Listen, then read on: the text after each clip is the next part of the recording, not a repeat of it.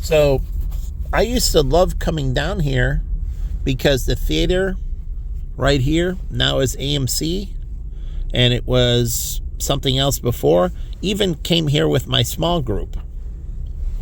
And yeah, they ditched me after the movie. Simon and them, yeah, truly.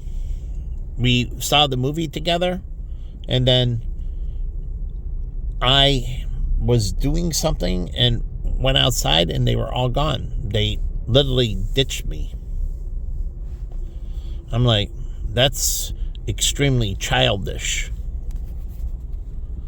But whatever, they did ditch me. I'm like, whatever. And they did these things that I'm like, okay, and I let them go. I stayed in the group and, tried and did the right things. I was the one who always brought birthday cards. I was the one who always brought birthday gifts. I was the one that always really thought about the food and put a lot of thought into what food I was bringing to the group and everything else. I spent a lot of time thinking about them. And then I helped everybody out in the group. Each of them, I helped them all out with all kinds of different issues. But don't want to get on that. I like that movie theater. And this area here, if they have vacancy storefronts and that 78 goes, you should establish yourself before the construction and think about getting the construction people to come up this way. But there's no breakfast place here. Now, there's the White Palace down the street, but up that way, there's a breakfast street on Wabash, but you can have a breakfast place in here. They should open a breakfast place. Here's some storefronts, open up a breakfast place. And that'll bring morning traffic. They have a little coffee shop, but it's not a breakfast place. But the coffee shop will bring the workers in from the 78. And then they have my store. If I had a girlfriend, I love Victoria's Secret and pink. And my girl who I dated, she worked for Victoria's Secret as a manager. And then she went to Wet Seal. Now, Wet Seal worked with younger girls. Victoria's Secret worked with girls in the 20s and up. I don't know if they do well with the teenies and down. Wet Seal did very well with teenage girls to preteen girls. That was their target market, Wet Seal. Victoria's Secret is basically college age and above, 18 and above. That's when they really start getting into Victoria's Secret. But again, they have a hot pot place, but they don't have dim sum. So that hot pot could have dim sum if they want to do an Asian breakfast. And so, again, Wagyu and some puff pastries and so on. I mean, you can have breakfast and the puff pastry with egg inside. Make some different types of scrambled egg and then wrap it in a puff pastry. You can put bacon bits in that. Think of it as a bald burrito. And you make it and you wrap it with the dough, and it is that wrap. Now they have the porcelain where it's clear, and they have it with shrimp inside, and they want you to see the shrimp. And the other ones are with the dough, and they wrap it, and you can do all kinds of breakfast, different types of eggs, different mixtures with the eggs. I mean, truly, think about what you can do. And this Roosevelt collection, these property owners are truly going to be blessed with all the retail activity that's going to go in and build this association. They're going to be able to bring all kinds of incredible benefits to the people that live here, like waiving their association dues. If the storefronts generate lots of sales activity, you don't have to charge any association dues. It's the same way in Rosemont, because they have so many businesses, they waive the property tax, and sometimes they get a property tax refund. It depends on how the businesses do, because of all the big hotels and entertainment, and that's why they wanted the casino. But you can do that with an association. So that association can waive the association fees, and then they can add more benefits in, like free cable TV and other services into them, enhance the garage, many other benefits because of the mixed use. And so that goes into the real estate value. So when they sell the places in the Rosemont, they take in count that you don't have to pay property tax, and the real estate value is more. They sell the unit for more, and if it gets a refund, they average that in what years it does, and they charge them more. And people in Rosemont, where I had one of my friends who lived there, a female, and people don't want to sell. It's very sticky. Turnover is very rare because you have to pay way above market price. So think about the city not doing it, but think about the associations doing it by doing proper business.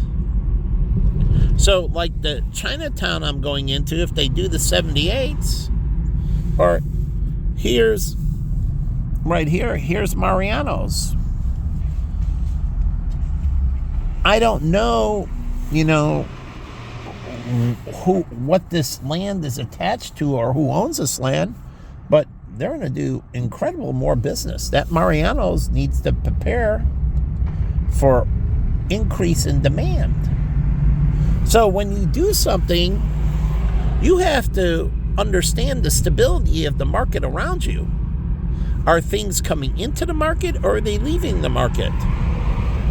So where you're today and where will you be tomorrow, and you have to be able to diversify. Maybe you would have to shrink that Mariano's, but that's no problem.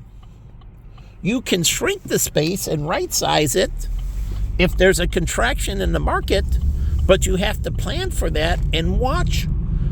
And if I was running the Mariano's, I would be watching what was going on in the environment around me. People moving in, people moving out. Is the population getting younger and more single? Or are they young couples, meaning dual income, no kids, or dinks? Or are they sinks, single income, no kids? Or are they family income, or Fink is family income, no kids, but I forget what it is for family. Basically say family. And are they one-child family like in China? So you're not going to get a lot of kids because you need a lot of families. But my family had 5 kids. And so you get a lot of kids. In China, you don't get a lot of kids. You need a lot of couples. And so what do you get? Very couple heavy. Lots of adults, very few children. So it's top heavy, bottom light. And the baby boom made it bottom heavy and top light. And we went from bottom heavy and top light. So we had a lot of people doing sweat equity, building the country. And you need a lot of bottom heavy and not a lot of sweat equity. And so when we're building in immigration, you're looking at maybe they're non-resident aliens still, but they're going to live here. They're permanent.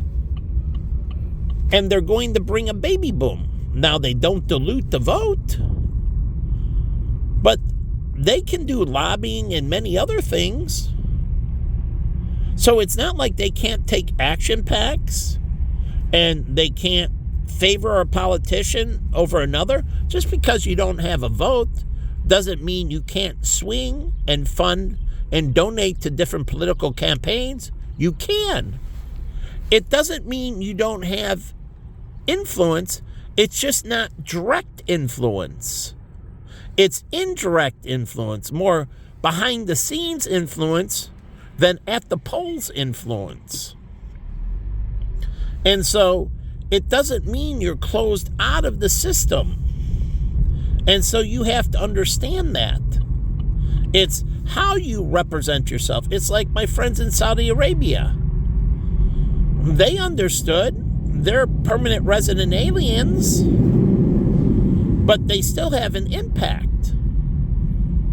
And they can give to political campaigns and so on and affect the community through different civic activities and other ways to influence. So it's indirect, but they can still sway and have influence on what's going on in the community. So don't think you're left out. It's just you have to figure out how you need to communicate in an effective legal manner to attack the issues that you think that are relevant to your particular community. So it's not like you can't have associations. You can create an association of resident aliens. Truly, you can create a national association of resident aliens. And that's a group. And it has a national PAC, and they break off into local groups of resident aliens. And they have representation. So don't act or believe you're closed out of the system, as God wants you to do things correctly. When one door closes, another door opens, and he wants you to do things intelligently and work with the system, no matter what the system is. It doesn't even mean North Korea. It's the same thing. You're dealt a certain hand, and you need to work with the hand you're dealt with. And so I disagreed with the civil rights movement. I've never agreed with the civil rights movement. To me, that was an ignorant way of going about. I never agreed with the protests with the Vietnam War or any of that. That is not how godly wants it. And the head pastor in Atlanta that had the most influence with the Selma thing, I should say, he wasn't supportive of Martin Luther King. Read his own notes. He wanted to go about it a different way. My client grew up as a black man in there, and he didn't believe in the civil rights movement. He's a black man. We had discussions. He called them uppity blacks. What he meant was that doing things and ruffling the feathers instead of working through the system and understanding how to work with the system and how to move things correctly and effectively without ruffling feathers means you can get things accomplished because their guard is down and their ears are open. But what they did, and as we had a conversation, they brought up their guard and their ears closed, and now we're at war. And so they did things ineffectively. But you have to understand, and his wife's a teacher, and they're very focused on education and educating blacks, but how to do things effectively. And they're on the same page, and they were my clients, and we had great discussions. And he agrees, and I didn't nurture this conversation, meaning he just was sharing his things. First time I heard uppity black. That didn't come from me. That came from my black client. And he said, I don't understand. They do things incorrectly. and how we had it between whites and blacks. We worked with the system we had. And he said, I never experienced any discrimination. And if there was something off, it was addressed. So I didn't have to worry. I grew up down south, he said, and I loved growing up down south. But we had this understanding that you had to work with the system. And you had to understand how to work through the system properly to move through with the least resistance to get the situation resolved, because friction only causes battle. It wastes time, money, and energy. And so he agreed, and his philosophy was my philosophy. And maybe that's why we ended up being clients. But I disagree. And I don't hold it against. I love Martin Luther King. He did the best with what he did, but I don't agree with the method. I don't believe we needed that unrest, that we needed to do things that way to stir it, to stir the pot, to have people beaten and killed and mutilated, and city of Philadelphia, like with the Black Panthers, freaking bombings and whole blocks going to war. I don't agree. And I have friends that agree with me. And I learned at Senator McCain's office that you have to understand how referendums work and everything else. And there needs to be financial literacy on the system. But when you say the system is blind, it's not blind. You can put pressure correctly. But when you say that things can't, I disagree. And I try to do things flow like water. She looks cute. I like Asian girls. But you flow like water, like Bruce Lee says. And he has a whole martial arts on doing that. But my partner David, when I met him, what was the appeal between us? We looked for paths of least resistance.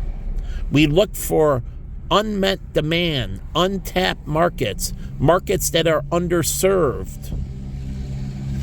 How to go into a market with a unique offering that would have immediate high demand.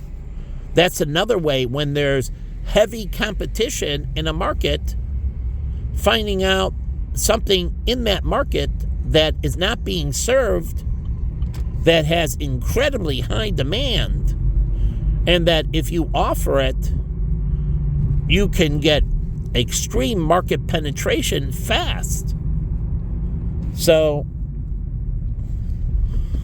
we synced up because we understand that. He made unique products and offering, he analyzed, and he believed in flowing like water, path of least resistance.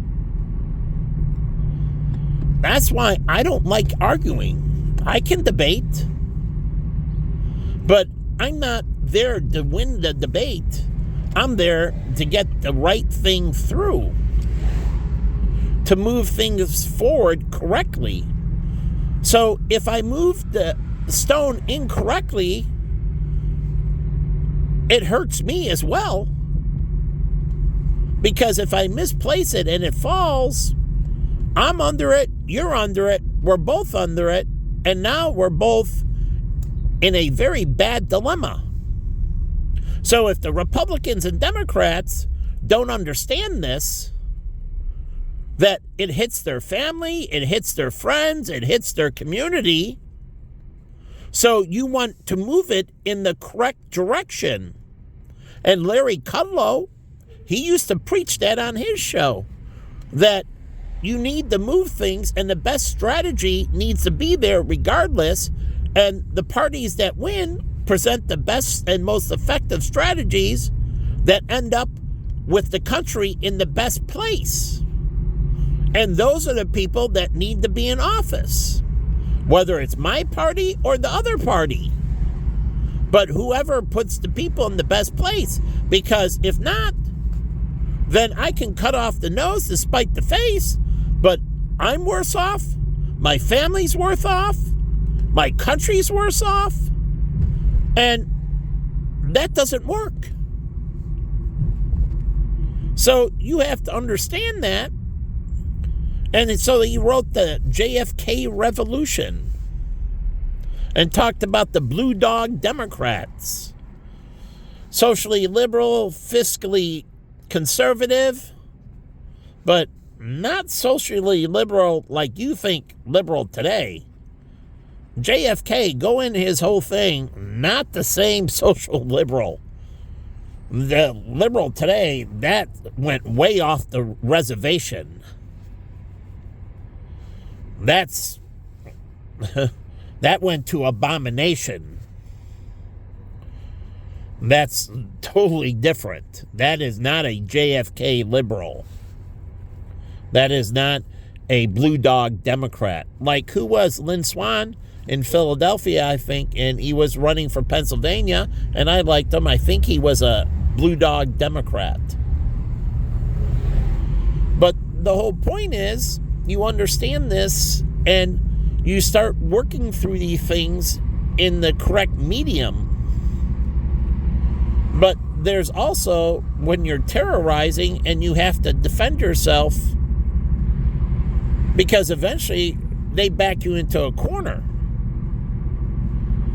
And you can't continuously get beaten on. But what do they do with the tailgating or the leg shaking, everything else? They just continuously beat on me. That is an insane position. No justification, just desecration. So that isn't justice. That's the farthest thing from righteousness and justice. And that's what I found out with the liberals that I hung out. I went into Boys Town, and, we had this thing at Mutual of Omaha, and it went Dave, who worked for SCORE before, and I went in there, and we went in together, and I gave him a chance.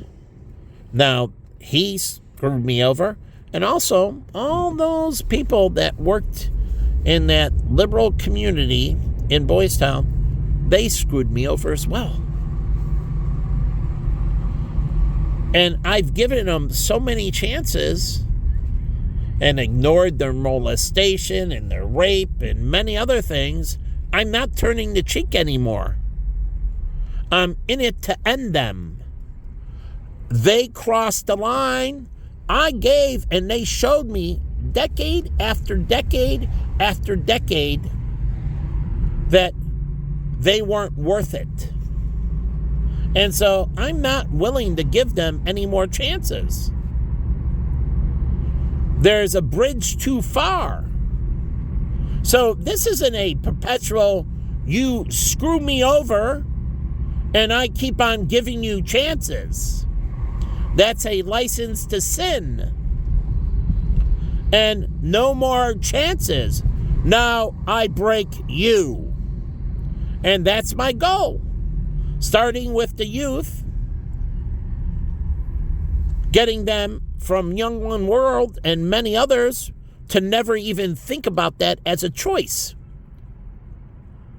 By showing them how it can bring them horrible things and how it can damage the country, how it can damage productivity, how it can cause great harm, unbelievable harm, how it can impoverish, how it brings up all these things. Remember, it drives up all healthcare costs unbelievably.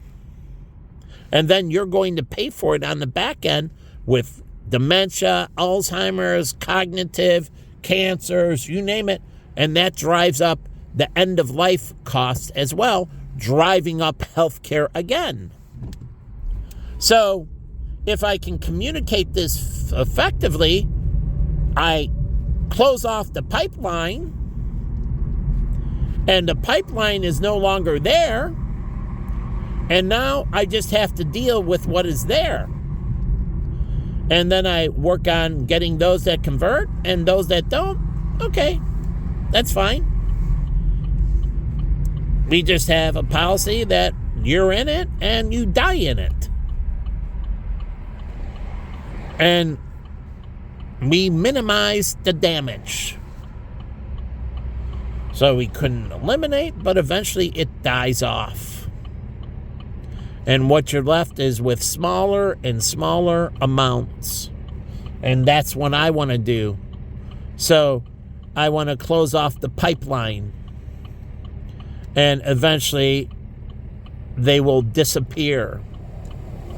And it will shrink and disappear naturally.